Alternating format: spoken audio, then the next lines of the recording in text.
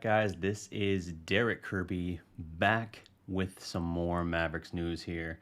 Now, I'm checking through my settings, just making sure everything's good. It looks like we're good. I'm going to be working in a little bit of a lower decibel here today. My daughter is currently napping as I see my camera got moved. Let's fix that. Nope, went the wrong way, DDP. There it is.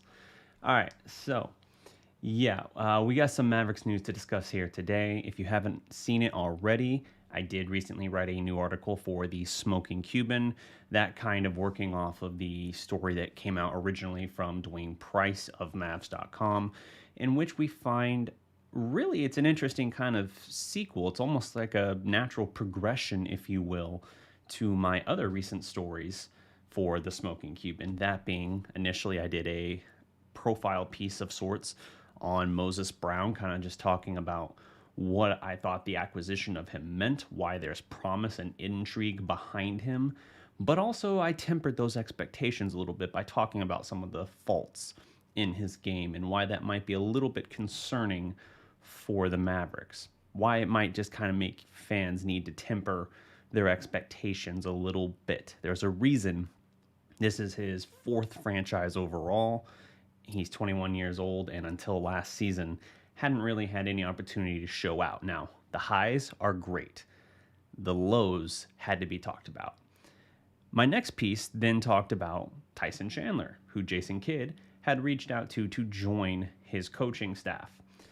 Interesting development, and I talked about all of the ways that Tyson was special as a player, what he meant to the franchise, even though they didn't really reward him for that.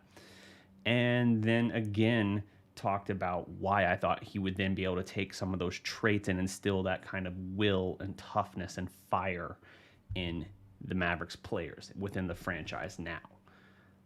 The fact that he's now, even though he hasn't yet accepted any kind of offer from Jason Kidd, the fact that he has now taken on a mentorship role with Moses Brown is incredibly interesting to me. Like, if there was a way for me to pencil in a good opportunity for Moses Brown to actually realize some of this potential, I would say working with a guy like Tyson is a perfect way to do exactly that. Why? Because Moses Brown, he has the intangibles. He has the size and the ability to move a little bit, but the issues come in terms of his consistency, his motor, a little bit of the basketball IQ as well. And those are all things that thankfully can be taught. Those can be instilled within a player. And when you have a guy like Tyson, a guy who is a fierce leader and who always demands the best out of his teammates because that's what he himself as a player was going to give, that is exactly the right guy to have talking to Moses Brown and to have his ear. So I really like this pairing, not just because it keeps Tyson kind of in the Mavericks orbit, keeping that door open to the possibility of Tyson joining Kidd's coaching staff eventually. Kind of like JJ Barea will have some role with the Mavericks. It's not yet as a coach, but it will be at some point. He kind of has an unnamed title for the moment. But I think Tyson might be a similar situation. If he really does take a liking to Moses Brown and it's not just, hey, let's work together for a few weeks and then we'll kind of, good luck to you, kid, then maybe this can be a door for that. And it's beneficial for the Mavericks for wanting to keep Tyson around and keep him within their sphere. And it's beneficial for Moses Brown because I think just him as a player, he needs this next step. Consistency is a big issue for him. Yes, you saw opportunities where he would have these big games last season. You saw games where, and let me run through the stats here. Everyone knows about the 21 point, 23 rebound performance against the Celtics last year, yeah? That's one of the ones I spotlighted early. Well, here are some of the other standouts which Dwayne Price originally highlighted in his article, and I'm going to touch on here again. Against Chicago, 20 points, 16 rebounds, 5 blocks. Against Toronto, 20 points, 12 rebounds. Against Memphis, 19 points, 12 rebounds. Against Golden State, 18 points, 12 rebounds. Against Utah, 12 points, 15 rebounds. Against Minnesota, 18 rebounds. Against New Orleans, 18 rebounds. And in the finale against the Clippers, 24 points, 18 rebounds, and 7 blocks. The kid played in 43 games last year. Started, I think, he played 21 minutes a night on average. But I can't remember how many games he started. Basically, the Thunder were in tank mode. They were just trying to get, the best pick they could get. And I think they ended up only being like the 6th overall pick, which was much lower than they had hoped. Lower and not the right direction. But it still opened the door for them to develop that. And then they moved him in a deal to Boston. Then Boston, because of the Josh Richardson trade with the Mavericks right before free agency opened, sent him to Dallas just because he's an incredibly cheap contract. You control him the next couple of years, he's never going to make more than $2 million in a year. So for that reason, I think it's even further intriguing as a prospect. He's not expensive to have around. But the consistency was an issue. He would have these huge games, and then he would disappear for a while. There were times at 7'2", 245 pounds, you didn't notice he was on the floor, and that's not good. He doesn't have a lot of upper body strength. He can play physical, but he can't really take physical play thrown back at him. Again, that's a key thing that I think Tyson will help with a lot with Moses Brown, because that comes down. Salute to our new subscriber, Alejandra Guerrero. What's up? That's something that Tyson can help a lot with this kid, because he needs to get better in that regard. Not just building that upper body strength, but he needs to be able to play with a certain edge and toughness. We know with his absurd length, like 9'2" wingspan, we know that he can block shots, alter shots, that he can just absolutely swallow the ball as it's being thrown above, as it's being shot over his head. We know that. He's shown it. 7 blocks in a game, 5 blocks in a game.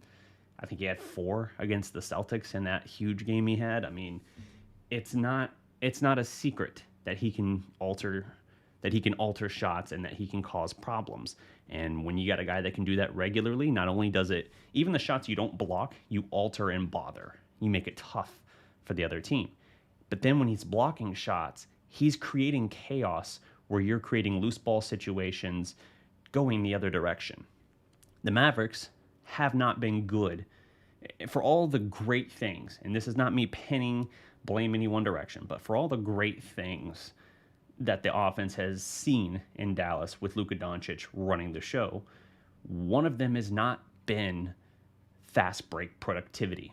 They've consistently been towards the bottom of the league in efficiency in that regard. They don't get a lot of fast break points, and it's certainly not because of Luka's passing ability, because if you got guys getting out there in transition, Luka's going to hit them. Luka's going to find them, and they're going to go the other way. But if you have a situation now where you got a guy kind of breaking down plays and creating that chaos, you can get off to the races with some of these guys you have.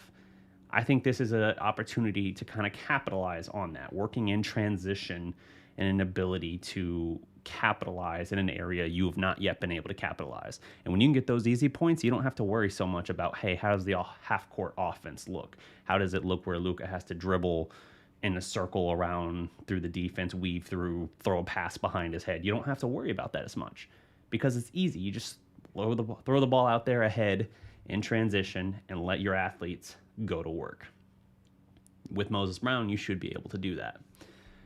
But I want to see him be able to improve on the defensive end, not just relying on his size and his attributes. I want to see him actually be able to make strides, because one of the things about Tyson Chandler was he was so incredibly savvy with not just knowing how to guard guys, not just versatile for his size to be guarding, 7'1", not just versatile for being able to guard these different guys and deal with a little bit of speed as well in certain matchups.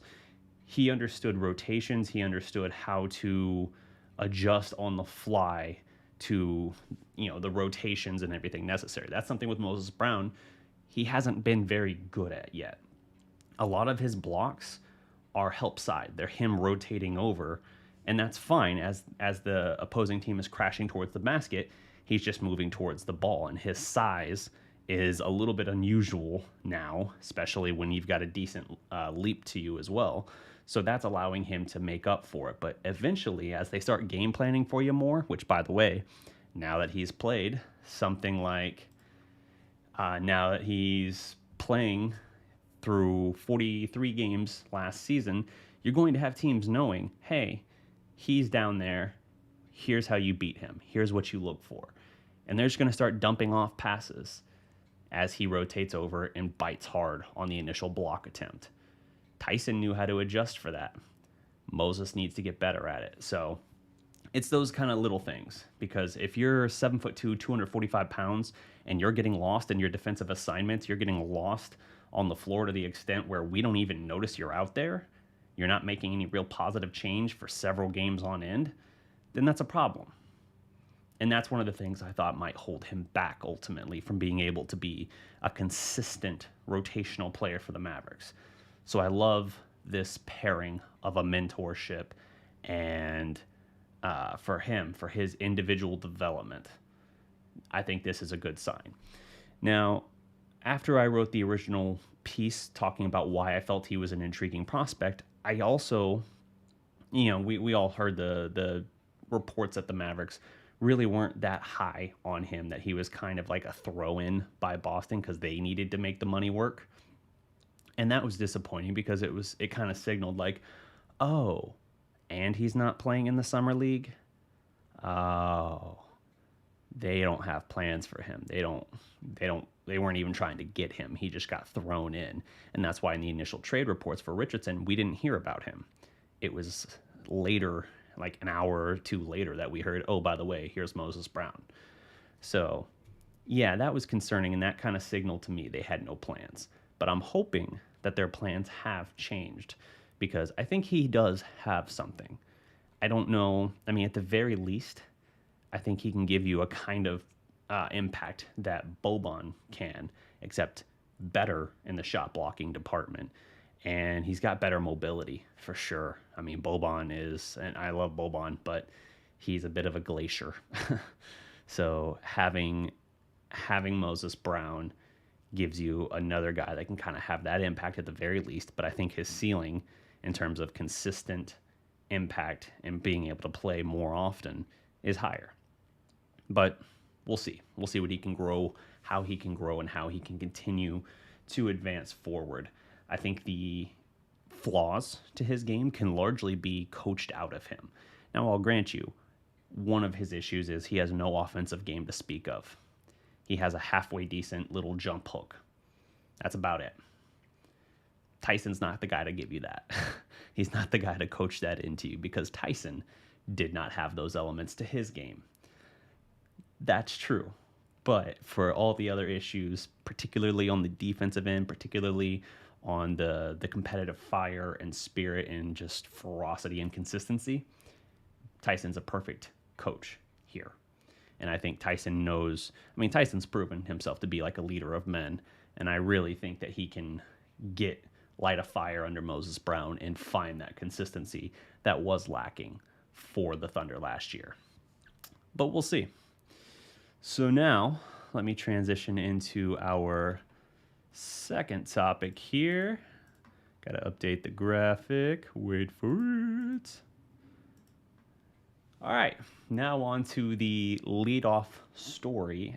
As you look at the title of this video, we're going to be talking about the reports from Jake Fisher at Jake L. Fisher that Goran Dragic to Dallas is imminent. Now, we have to see. There's still something that needs to happen, but we'll get to that.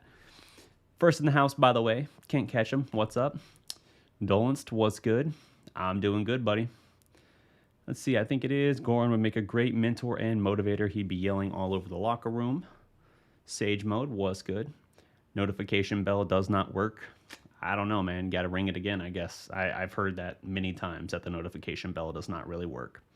Jason Bryant, talking about Moses Brown, says very promising prospect. I agree, and the fact that it seems like Dallas might have more reason to actually use him now and give him a chance at least is promising. I want them to give him a chance. LL, hi from Slovenia. What's good? Damian Lee, what's up? So, yes, according to Jake L. Fisher, the Mavericks might have themselves Goran Dragic here in the near future. And that's good. It's something that they sorely need. Even if you want to talk about the mileage on Goran Dragic, the guy still has something left, and he can bring a leadership role as well. It's a guy that Luka highly respects and looks up to. Obviously, they have a storied history playing together for Slovenia, and as far as I'm aware, Dragic was really the first one, even at a national, global kind of stage, to be hyping up Luka, saying like, no, I'm telling you, this kid is going to be special. He's going to go to the NBA, and he's going to be like the best player in the world. And 2017, I think it was. And people were kind of like, people outside of Slovenia, I'm guessing, were probably like, okay, all right, guy. And now you look at it and you're like, oh, huh. He's not entirely wrong. Not entirely. So yeah, the idea of adding him, having another capable three-point shooter, another guy that can make some plays and take some of that pressure off of Luka, that's very intriguing. I'm curious to see how they would work that, because he's got to be bought out at this point. And that's what Jake Fisher is reporting, is that a buyout from Toronto is imminent. And the belief, based on all of his sources around the league, by the way, if you don't know who Jake Fisher is, he has been rather on the money throughout free agency here. He's with Bleacher Report, and he has been pretty accurate with some of his reporting and some of his sources in recent months. I had not really heard of him until probably April. And everything I've seen, he's been probably 85% correct in what he's hearing and how that then translates in action. So him saying that all of his sources around the league are saying, yeah, he's going to be bought out by Toronto, and then he's going to sign with Dallas immediately. He's even said he wants to play with Luka, and hopefully he does here in Dallas. Goran has. So he wants to be here, but the Mavericks were not willing to trade for him. People, of course, were talking about they want him to be acquired for Dwight Powell and maybe even Jalen Brunson. And the Mavericks just looked at that and they said, look, we're not going to pay 2 rotation assets and then pick up his $19 million he's owed. I get it. It's a high-stake acquisition, but it's still a piece that I think you need. Now, I would say for the Mavericks at this point, assuming this gets done, I think it probably elevates their free agency haul, I would say, to, for me, a B-. Like, I want to be fair. I do like the pieces that they've gained, but I still don't think this is anywhere near the free agency that they needed to put together. And because of that, I think there are moves yet to... I think it's fair to say that they need to reevaluate a little bit. I have it right now at a C-, C+ kind of territory, and if they can get Goran, I'll bump it just a little bit, because I do think he's a big addition that can add... And I'm not even talking about just on the court in terms of points per game or anything like that. I think the ability to resonate with Luka, to kind of help mentor in that regard, as he's done in the past, and some of these other guys on the team, I think is a very key thing to focus on. And so if you can do that, then I think you have a good acquisition. Still nothing like what I said I felt they needed. Nothing. They did not get a number 2 scorer. They even said in the exit interviews they needed a number 2 scorer, and they understood that. And they needed another ball handler, another creator. And then on both fronts, they welched. They swung and missed, and then suddenly all you're hearing is, well, look, I mean, we already got a good point guard in Luka. He's pretty good, right? We don't really need another point guard. Now, they might be bringing in Goran, and hey, that's going to help, but it's still kind of like, it's kind of gaslighting. It's acting as if we weren't told something, we weren't assured something, and then trying to turn around and be like, we didn't tell you we were going to do that. We never told you that. You absolutely did. They didn't bring in the substantial help that I felt like was needed, but they made several good moves, which in the past I've even said, instead of one big move, if you make several good moves, I might be in favor of that. We have to see how it plays out on the court. I think Josh Richardson burned me really, really bad. I was, as much as I loved Seth Curry, I was willing to believe that Richardson in his 1 year in Philadelphia was not what we were going to get. I thought we could get Miami Josh Richardson back. And that burned me bad. Bad. Now, Reggie Bullock is much better than Richardson as a defender, and what he brings to the table. Anytime Dallas has matched up with the Knicks, and if you have paid attention to those matchups, Bullock has been right there in Luka's jock the entire game. Physical, in his head. It's a guy that is much better to have on your team than facing off against you. So that's really cool. Like, that's good to have him. Now, is he going to be the difference maker for this team suddenly going somewhere? I don't know about that, but I do know that Josh Richardson was unplayable in the Clippers series, and that was devastating. So based on that alone, I'm going to look at it and say, yeah, it's an upgrade. Sterling Brown, another quality addition. Like, you see these different moves that they've made, and you're like, okay, I like what I see. I feel better about what I see. But you needed to shoot higher, I think. Either the lump sum of all of these smaller parts adds up to more than I think, or they only got marginally better while several other teams in the league, even within just the conference, got miles better. That's my concern. You can't just keep assuming. Now, I think Luka can certainly keep getting better, and that's impressive as hell to say. But I don't think you can keep operating on the expectation that he's going to keep taking these huge leaps forward year after year after year. Eventually, you're at such a level that it has to level out. And you can't just keep saying, like, oh, well, next year when Luka takes an even bigger step forward. You can't operate with that assumption. It's just not going to be likely. So Goran, hopefully, not just in the leadership role, the mentorship role, hopefully he can take a little bit of that pressure off of Luka, because if he can do that, then Dallas has an opportunity to, improve, hopefully move out of the first round for a freaking change. How many times have they lost in the first round since the title? Let's see. They got swept the following year in the first round by the Thunder. They didn't make it the following year.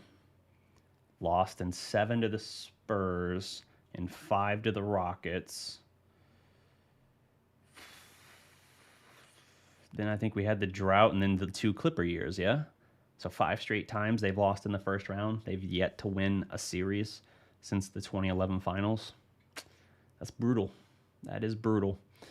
So maybe they've done enough that they can move forward, but it's not enough to really instill that confidence that, like, oh, it's all different now. Like, they're going to make substantial growth.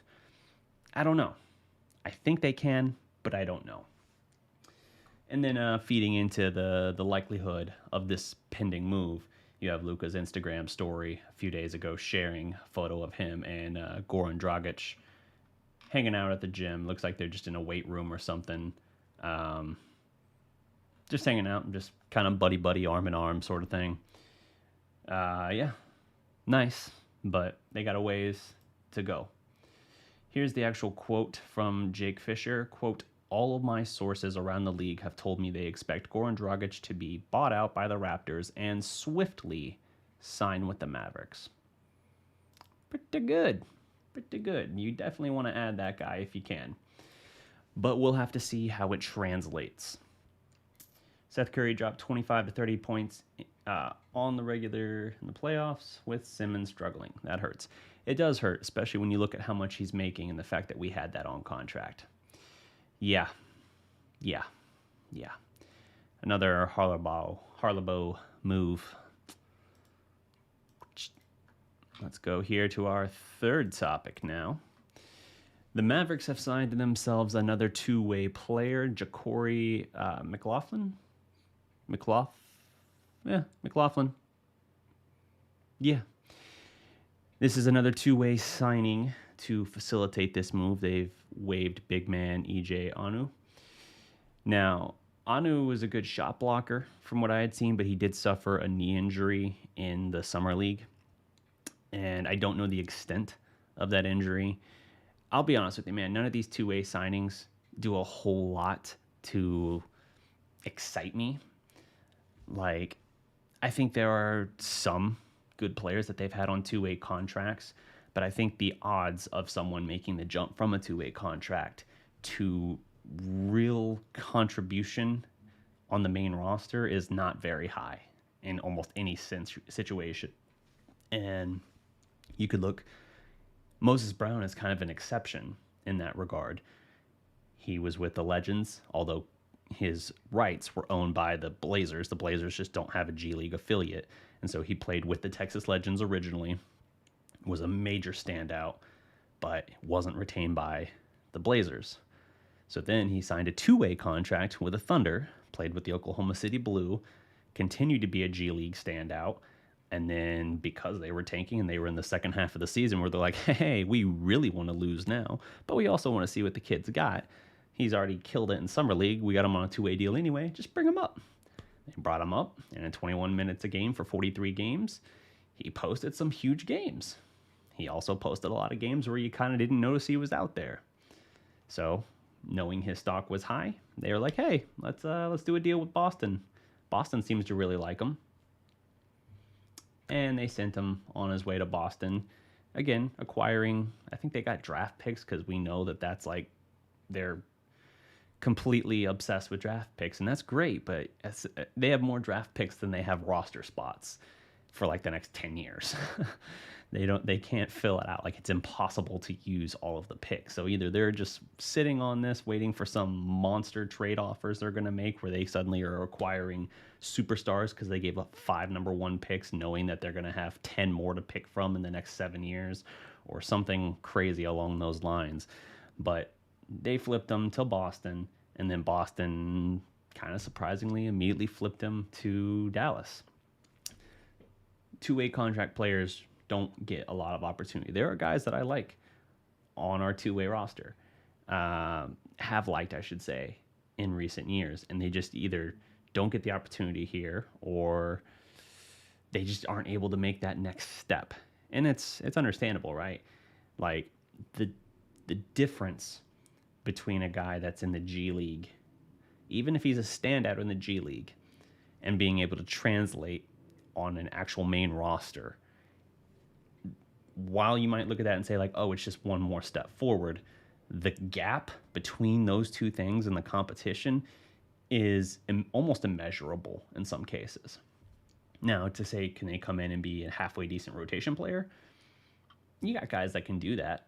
But for them to actually, if they're balling out in G League, the odds of them coming to the pros and continuing to ball out, very, very, very low. Very low. That's just the nature of the beast. And the Mavericks, they moved on from Tyler Bay. They moved on from Nate Hinton, I believe, as well.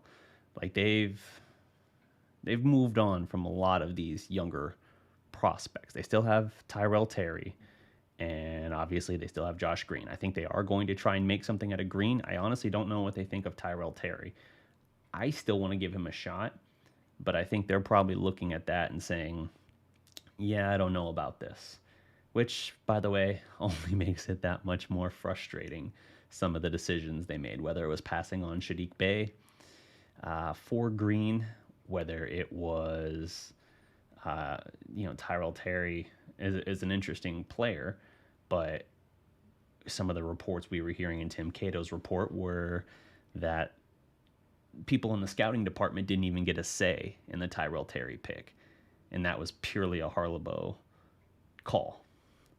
That is very, very concerning. Now, I don't even know what his role is with the franchise at this point, Harlebo, but it sounds like he's still around. I don't know what his role is. We're at the end of the summer when his contract was supposed to be expiring, and I've heard Mavericks' new GM, Nico Harrison, on With the Ticket. He was specifically asked about Harlebo, and I didn't find a lot of confidence in his answer. Like some, maybe, because part of it is utter bullshit.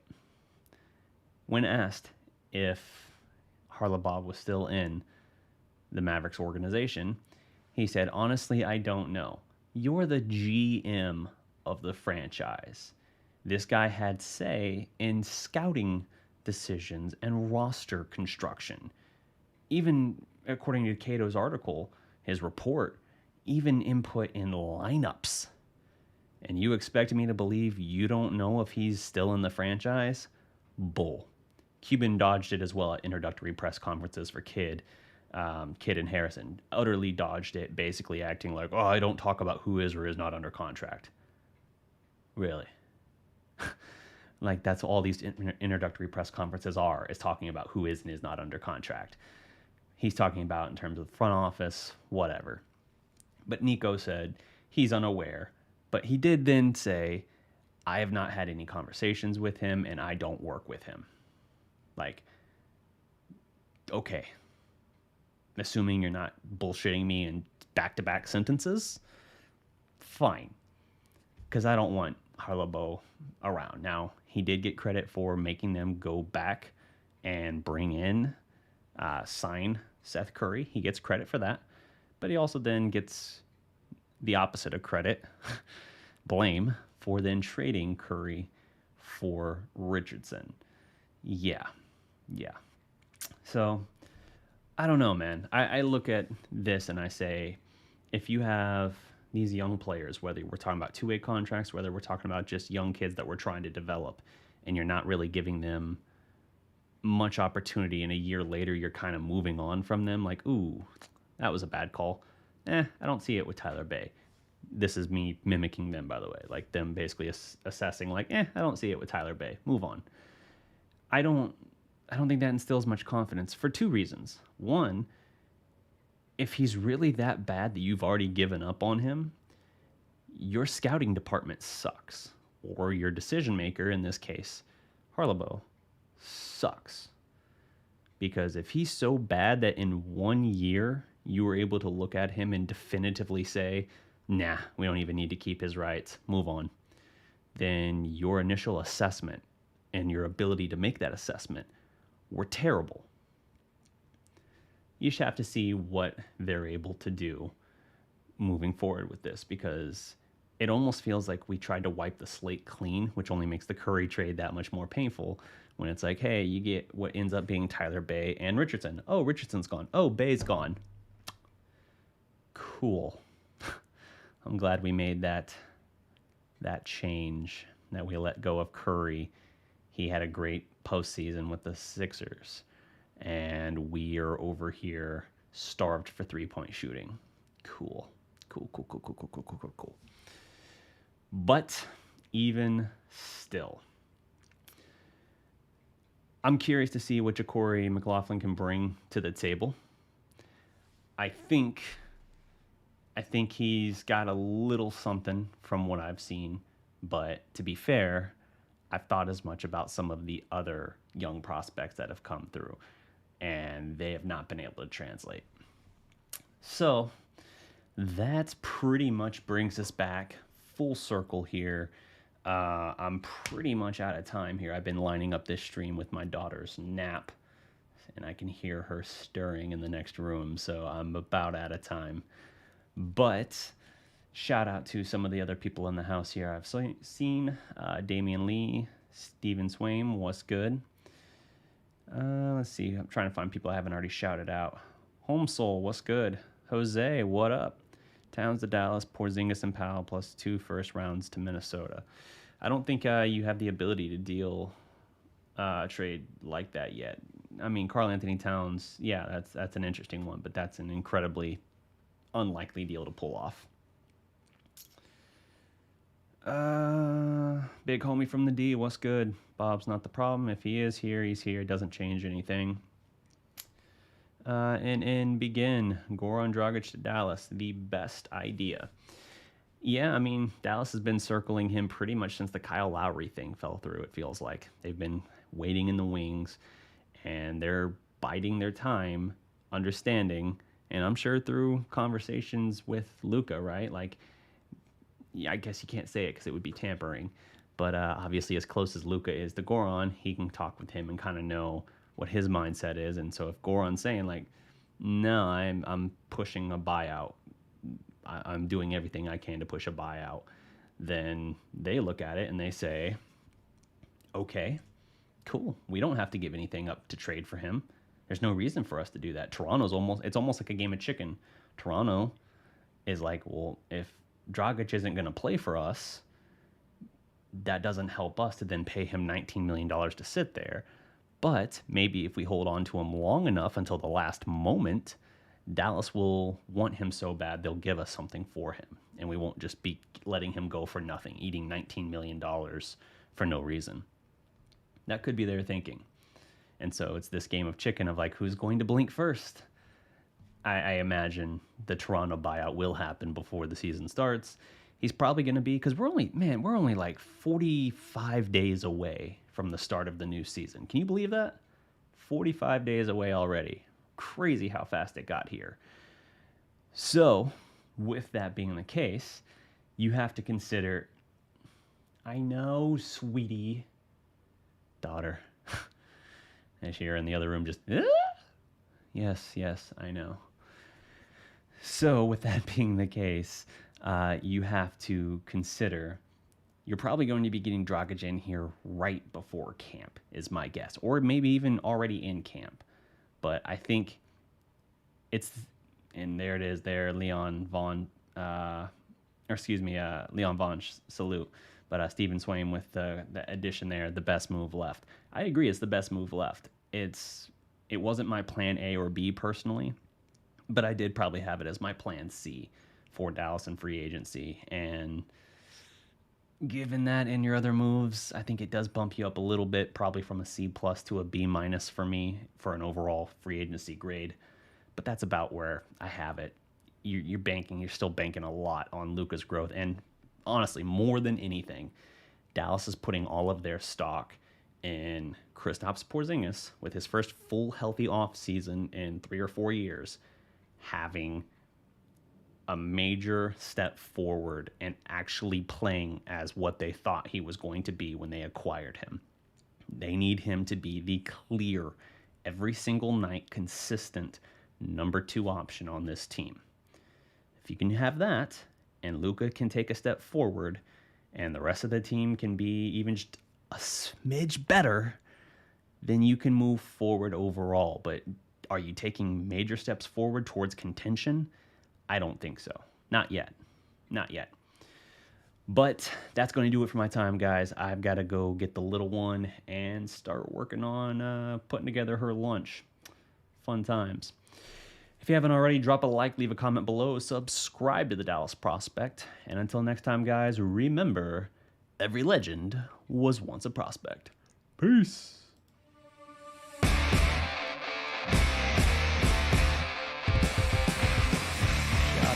Our members and patrons, Nate Carroll, Skyler, Fittenberg, and David Harper. Salute, guys.